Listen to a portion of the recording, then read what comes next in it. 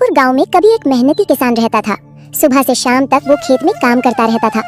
खूब पसीना बहाता था, फिर भी उसके दिल में गहरा दुख था, क्योंकि चाहे वो कितना भी ध्यान दे फसल उगाने में, उसकी फसल का स्वाद कुछ खास नहीं होता था। गांव वाले हैरान होकर कहते, इस किसान की फसल तो मिट्टी जैसी फीकी है। लेकिन किसान जानता था कि उसने मेहनत में कोई कमी नहीं छोड़ी, बस लगता था कि किस्मत उसका साथ नहीं दे रही है। अरे सुनो, ऐसे बैठे बैठे तो कोई आकर कुछ काम नहीं देगा, हमें कुछ तो करना पड़ेगा। लेकिन क्या करें, सब्जी उगाने के लिए कोई जमीन नहीं है, मछली पालन के लिए कोई तालाब नहीं है। इस बदकिस्मती के साथ दुनिया में जीते रहने का मन ही नहीं करता। ऐसा क्यों कह रहे हो? अगर मन में इच्छा हो तो रास्ता निकल ही आता है। इच्छा तो है, लेकिन क्या करें बताओ, कोई तरीका नहीं मिल रहा। देखो, अगर हम कुछ आसान खेती करें तो हमारे लिए अच्छा रहेगा। लेकिन क्या उगाएंगे? देखो, अब इस गर्मी में बाजार में लौकी नहीं मिलती। अगर हम लौकी उगाएं तो हमें अच्छा फायदा होगा। हाँ, वो तो ठीक है, लेकिन लौकी की खेती करने के लिए हमें तो जमीन चाहिए। जमीन कहाँ से मिलेगी? तुम थोड़ा देवाशीष बाबू से बात करके देखो ना, देखो वो जमीन देंगे या नहीं। तुम जब कह रहे हो तो मैं एक बार बात करके देखता हूँ, लेकिन मुझे नहीं लगता देवाशीष बाबू राजी होंगे।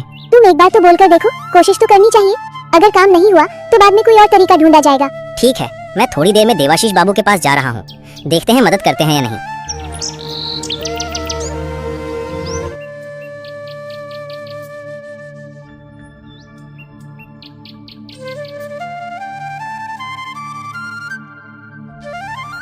अरे हारू, ये दोपहर के समय मेरे घर क्या काम लेकर आई हो?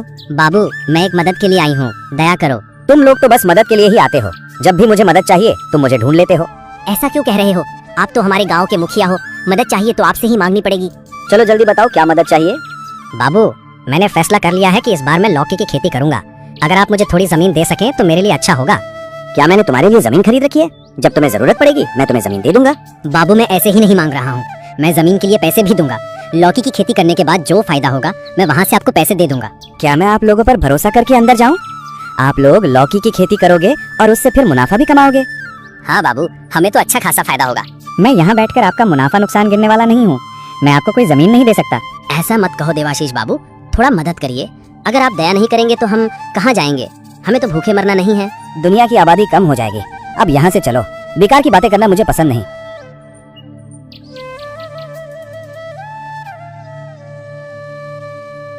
ये बाबू, ये हारू फिर से आपके पास आया था। छोटे लोगों के लिए आप काम क्या बचा है? पूरा दिन लोगों के पास मदद के लिए भटकते रहते हैं। क्या ये तुम्हारे पास मदद लेने आए थे? नहीं तो क्या। नहीं, ये तो लौकी की खेती करेगा, मुझसे जमीन मांगी। मैंने पूछा मैं इसे जमीन क्यों दूं? हाँ, तुम क्यों दोगे?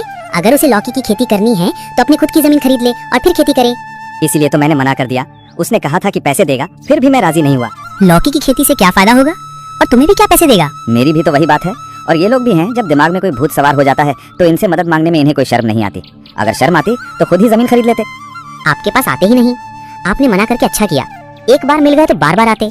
इन छोटे लोगों के खेल में जानता हूँ, इसलिए ही मना किया। तो तुम कहाँ गई थी? सुबह से तुम्हें ढूंढ रहा हूँ। बाबू, इतनी गर्मी में तो घर में टिकना मुश्किल है। ये गाँव थोड़ा घूम के आया हूँ, अब थोड़ा अच्छा लग रहा है। अच्छा किया तुमने, मैं तो उस गर्मी में गाँव नहीं निकलता। मैं तुम्हें कहता गाँव मत जाना। पहले बाबू ठीक है, तो बीवी के भी बहुत काम है, मैं अभी आता हूँ। देखा, मैंने कहा था ना देवाशीष बाबू किसी भी हालत में मुझे जमीन देने के लिए राजी नहीं होंगे। अगर देवाशीष बाबू हमें जमीन देते तो क्या उन्हें ज्यादा तकलीफ होती? किसको क्या बताऊं, तुम जानते ही हो। देवाशीष बाबू को आखिर ये गांव का मॉरल कौन बनाया था? गांव वालों की मदद वो कभी नहीं करते। मदद तो छोड़ो, ऊपर से अपमान भी करते। तो अब बताओ, लाव की खेती कैसे करूं? अब इस बात को लेकर बहुत चिंता हो रही है मुझे। अब क्या खेती करने का फैसला छोड़ दूं? और क्या करूं? अब तो यही करना पड़ेगा ऐसा लग रहा है। इसके अलावा कोई रास्ता दिख नहीं रहा।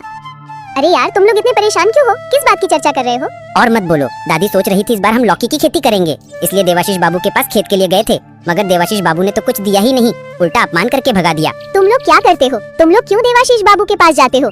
पता है ना, देवाशीष बाबू कभी मदद नहीं करेगा। अब क्या करें दादी, हमारे पास तो कोई जमीन नहीं बची जहाँ खेती कर सके। मजबूरन देवाशीष बाबू के आगे झुकना पड़ेगा। अभी तक कोई रास्ता नहीं मिला तुम लोगों को? नहीं दादी, अभी तक कोई उपाय नहीं मिला। मैं एक आइडिया देता हूँ, सुनो। लौकी की खेती तो तुम घर की छत पर भी कर सकते हो। घर की छत पर कैसे? जैसे जमीन में खेती करते थे वैसे इसमें कर लो। इससे तुम्हें जमीन के लिए पैसे भी नहीं देने पड़ेंगे और दोगुना फायदा भी होगा। सच में, मैंने ये कभी सोचा तक नहीं था। ठीक है दादी, तो फिर हम यही कोशिश करते हैं, एक बार देख लेते हैं।